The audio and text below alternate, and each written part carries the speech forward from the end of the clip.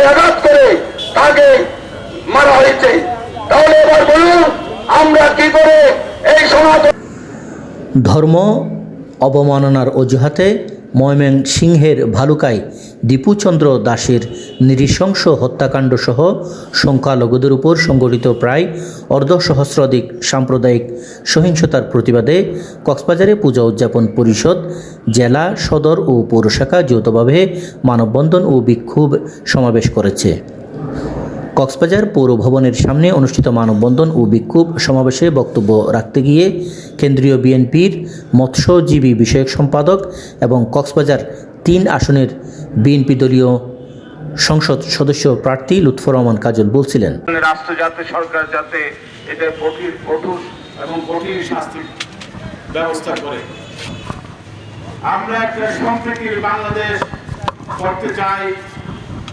আমাদের ৩১ দফার ২ নম্বর দফা হলো সম্প্রীতির বাংলাদেশ, যে বাংলাদেশে হিন্দু বৌদ্ধ খ্রিস্টান সকলেই আমরা থাকবো, যেটাকে ইংরেজিতে বলা হয় রেইনবো নেশন হিসাবে, কালারফুল নেশন হিসাবে আমরা একসাথে বাস করবো এখানে। কিন্তু ৫ই আগস্টের পর আমরা নতুন বাংলাদেশের চিন্তা ভাবনা ছিল আমাদের। আমরা মনে করেছিলাম যে একটা নতুন বাংলাদেশে একটা উদার গণতান্ত্রিক বাংলাদেশে আমরা প্রবেশ করব, কিন্তু ষড়যন্ত্রকারীরা থেমে নেই। দীপুচন্দ্র দাস তার কি দোষ ছিল? আমরা পরে শুনেছি একটা মিথ্যা গুজব ছড়িয়ে তাকে তার কর্মস্থল থেকে ছিনিয়ে নিয়ে প্রথমে পিটিয়ে মারা হলো, তারপর গাছের মধ্যে ঝুলিয়ে তাকে পুড়িয়ে পুরানো হলো। এর থেকে বর্বরতা, এই দশকের এর থেকে বর্বরতা আমার জীবনে আমি কখনো দেখি নাই। আমরা খুবই বিক্ষুব্ধ হয়েছি। এই ঘটনায় যারা জড়িত অবিলম্বে তাদের যাতে গ্রেপ্তার করা হয় এবং তাদের যাতে বিচারের আওতায় আনা হয়। আমি টেলিভিশনে দেখলাম ইতিমধ্যেই ১২ জন, ৩ জনকে বোধহয় ৩ জন কি ১২ জনকে বোধহয় ১০ জনকে বোধহয় গ্রেপ্তার করা হয়েছে এবং আইন শৃঙ্খলা বাহিনী তদন্ত করছে যে কিভাবে এটা কারা করেছে, কেন করেছে, এতে কোনো রাজনৈতিক সংশ্লিষ্টতা আছে কিনা সেটা তারা খতিয়ে দেখছে। কিন্তু আমাদের মনে হচ্ছে দেশ যখন একটা উদার গণতান্ত্রিক রাষ্ট্র ব্যবস্থায় যাচ্ছে, যাতে নির্বাচন বাধাগ্রস্ত হয়, সেই কারণেই প্রথম আলোতে পুড়িয়ে দেওয়া হয়েছে, ডেইলি স্টার পুড়িয়ে দেওয়া হয়েছে এবং সাথে সাথে উদীচীও পুড়িয়ে দেওয়া হয়েছে, ছায়ানট পুড়িয়ে দেওয়া হয়েছে। এর পাশাপাশি এই ধরনের সংখ্যালঘুদের উপর হামলা চালানো হচ্ছে যাতে ভোট বাধাগ্রস্ত হয়, যাতে সংখ্যালঘুরা আতঙ্কিত হয়, যাতে ভোট কেন্দ্র না যায়। আপনাদের সকলকেই সজাগ থাকতে হবে যাতে বাংলাদেশের গণতন্ত্র সিস্টেম ফিরে আসে এবং যাতে ন্যায় বিচার প্রতিষ্ঠিত হয়, সুশাসন প্রতিষ্ঠিত হয়। আপনারা ভয় পাবেন না, আমরা আপনাদের সাথে আছি। জাতীয়তাবাদী দল আপনাদের সাথে আছে। ৫ই আগস্টের পর থেকে আমরা কক্সবাজারে অনেক বড় বড় সম্প্রীতি সমাবেশ করেছি এবং এখানে অনেক আমরা কর্মসূচি পালন করেছি যাতে সম্প্রীতি থাকে। কক্সবাজার একটা সম্প্রীতির ঐতিহ্যের শহর। কক্সবাজার যাতে নিরাপদ থাকে, কক্সবাজার যাতে আপনারা সকলেই সম্মানের সাথে বাস করতে পারেন, সেই প্রসেসটাই আমাদের আজীবন থাকবে, আমার ক্ষুদ্র প্রয়াস থাকবে। কিন্তু জাতীয়ভাবেও আমরা ইতিমধ্যেই সাংবাদিক সম্মেলন করেছি, আমরা সমস্ত বর্বরতার নিন্দা করি এবং আমরা মনে করি এই সাম্প্রদায়িক সম্প্রীতির মাধ্যমেই দেশ এগিয়ে যাবে। আপনাদের সে সবচেয়ে বেশি নির্যাতন হয়েছিলেন আপনারা ৭১ সালের। আজকে এই যে পুরানো জ্বালানোর রাজনীতি, এটা আমাদের ৭১ সালের কথাই মনে করিয়ে দেয়। আমি যারা এই সমস্ত গর্হিত কাজকর্ম করছে, এটা জনগণ সমর্থন করে না, এদেশের মানুষ সমর্থন করে না।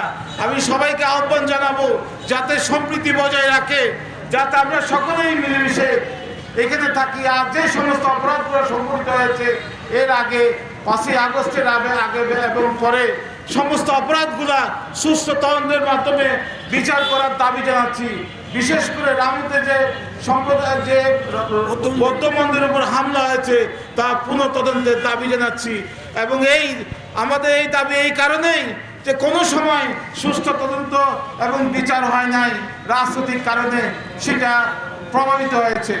আপনারা জানেন শহীদ রাষ্ট্রপতি জিয়া রহমান, বেগম খালেদা জিয়া যতবার ক্ষমতায় এসেছে আমরা কোনো সাম্প্রদায়িক দাঙ্গা হতে দিই নাই, আমরা কোনো সংখ্যালঘুদের জমি দখল করতে দিই নাই। আমরা আমাদের সরকারের আমলে আমরা চেয়েছি যে সবসময় আপনারা আপনাদের সম্মান নিয়ে, মর্যাদা নিয়ে আপনারা থাকেন। তো আমরা এই ধারা অব্যাহত রাখবো। আমরা সাম্প্রদায়িক সম্প্রীতি চাই। আমরা চাই এই দেশে বিচার ব্যবস্থা, সুশাসন যাতে কায়েম হয়। আমরা চাই সকলেই নিরাপদে এবং সম্মানের সাথে বাংলাদেশে আমরা যাতে সম্প্রীতির সাথে বসবাস করি। আপনারা যারা আমাকে আমন্ত্রণ জানিয়েছেন, আপনাদের ধন্যবাদ জানাই যে এখানে এসেছি আপনাদের সামনে দু চারটা কথা। বিক্ষোভ সমাবেশে বক্তারা বলেন,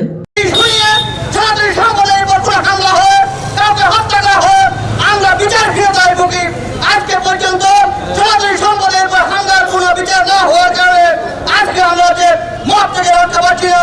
আপনারা জানেন 29 সেপ্টেম্বর 2012 সালে রামুতে যে বুদ্ধ মন্দিরে হামলা হয়েছিল, তার বিচার না হওয়ার কারণে আজকে সেখানে সংখ্যালঘুদের পরিবারে হামলা, লোকজনকে হত্যা করে তারা পার পেয়ে যাচ্ছেন। আজকে এখানে একটি ইস্যু তৈরি করা হচ্ছে, কিন্তু আইন শৃঙ্খলা বাহিনী পরে জানলেন যে দীপু চন্দ্র দাসের বিরুদ্ধে সেই অভিযোগ প্রমাণ পায়নি। তাই আমি আজকে রাষ্ট্রের কাছে প্রশ্ন রাখতে চাই, এই দীপু দাসকে কি আপনারা ফেরত দিতে পারবেন? আমার ভাইকে কি আপনারা ফেরত দিতে পারবেন?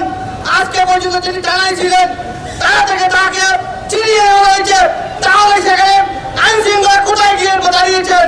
আমরা দেখেছি ইতিপূর্বে যদি আমরা মনে করি যে রাজনৈতিক সরকার দেওয়ার পরে আমরা বিচার পাইনি, কিন্তু আজকে নির্দলীয় একটি নিরপেক্ষ সরকারের কাছে যদি আমরা বিচার না পাই, তাহলে বললেন গণতন্ত্র থেকে আমাদেরকে বুঝে দেন, সংবিধান থেকে আমাদেরকে বুঝে দেন যে আমাদের সংবিধানের যে মৌলিক অধিকার সেটি হিন্দুর জন্য নয়, বৌদ্ধের জন্য নয়, খ্রিস্টানের জন্য নয়, শুধুমাত্র একটি গোষ্ঠীর জন্য। সেই সংবিধান অন্তর্ভুক্ত করেন, না হয় আপনি নিরপেক্ষ সরকার। আপনার কাছে আমরা দীপু চন্দ্র দাস সহ যে 1 বছরের মধ্যে যেসব সন্ত্রাসী ভাইরা হত্যা হয়েছে, লুটপাট হয়েছে, লুণ্ঠন হয়েছে, তার দৃষ্টান্তমূলক বিচার আপনার কাছে আমরা চাই। না হয় তাদের বিনিময়ে আজকে বাংলাদেশ 71 সালে আমাদের রক্তের মাধ্যমে আমাদের এই বাংলাদেশ ব্রিটিশ আন্দোলনের 19 আন্দোলন সময়ও হিন্দুরা রক্ত দিয়েছে।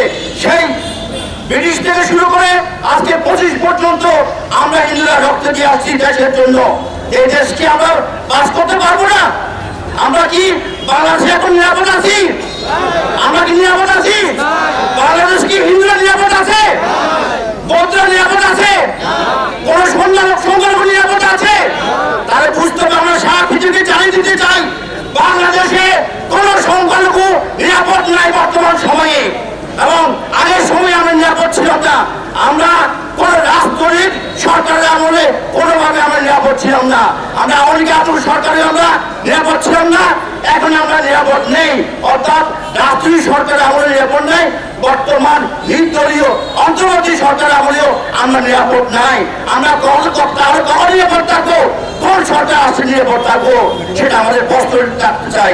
সেজন্য আমরা মনে করি আমাদের এই সময়ে আমরা এই দেশে আমরা আগামীতে ভোট দেবো কিনা সেটা আমাদের প্রশ্ন রয়ে যাবে। আমাদের নিয়ন্ত্রণ নিশ্চিত করতে না পারলে আমরা কিন্তু ভোট কেন্দ্রে যাবো না, আমরা ভোট দেবো না।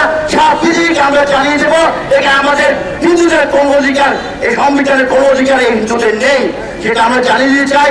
সেজন্য মনে করি তাদের যে অত্যাচার, তাদের যে মব জাস্টিস, এই জাস্টিসগুলো যতদিন না বন্ধ হবে ততদিন পর্যন্ত আমাদের আন্দোলন থাকবে, এবং আমরা এই রাষ্ট্রে আমাদের যে বসবাস সেই বসবাস অনুভূতি হয়ে পড়েছে। আমরা প্রতিনিয়ত আমরা সঙ্গে আছি। আমি এখানে বক্তব্য দিচ্ছি, এই মুহূর্তে আমি বাসায় ফিরতে পারবো কিনা আমি চিন্তায় আছি। আমি বলবো কি বলবো, আমি চিন্তায় আছি। কারণ এখানে যারা জঙ্গি রয়েছেন, তারা ঐক্যতে আছেন, তারা একজনকে হত্যা করবেন, সেই রকম তারা ফেসবুকে এসে নিয়মিত তারা হত্যা যোগের জন্য তারা হুমকি দিয়ে যাচ্ছে। যারা হত্যার জন্য হুমকি যাচ্ছে ফেসবুকে সামাজিক যোগাযোগে, তাদের বিরুদ্ধে করে ব্যবস্থা নেওয়া হচ্ছে। আপনারা জানেন যে ফেসবুকে একজন বলেছেন এই সংখ্যালঘু এই সনাতনী সম্প্রদায়ের অনেকে মারা গিয়েছে, শহীদ হয়েছে। আমরা এই স্বাধীন সার্বভৌমতার রাষ্ট্রের আমরা নাগরিক, তাই আমরা আজকের এই মানববন্ধন থেকে এই দীপু চন্দ্র হত্যার সাথে জড়িত সকলকে দ্রুত গ্রেপ্তার করে সর্বোচ্চ শাস্তির দাবি জানিয়েছে। এবং আপনারা যারা মিডিয়ার মাধ্যমে আমরা জানতে পেরেছি যে এই ঘটনা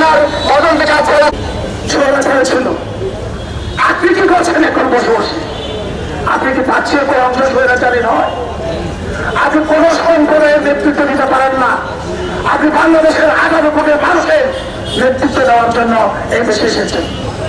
আপনার কাছে প্রশ্ন রাখতে চাই, আমার এই 17 মাস সারা বাংলাদেশে যেভাবে আমার মা বোনদের আরম্ভ করে ব্যবসায়িক প্রতিষ্ঠান এবং বিভিন্ন জায়গায় হামলা হয়েছে, ইতিমধ্যে দীপু দাসকে কিভাবে হত্যা করেছে আপনারা দেখেছেন।